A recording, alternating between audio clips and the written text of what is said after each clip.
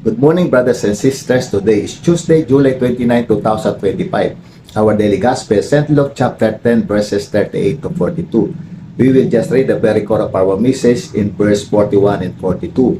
Jesus answered her, Martha, Martha, you are anxious and troubled about many things, but one thing is needed.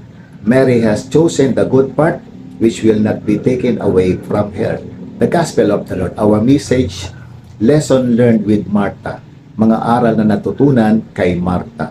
First, do not be distracted but rather keep focused on your service to the Lord. Huwag magambala, sa halip ay manatiling nakatutok sa iyong paglilingkod sa Panginoon.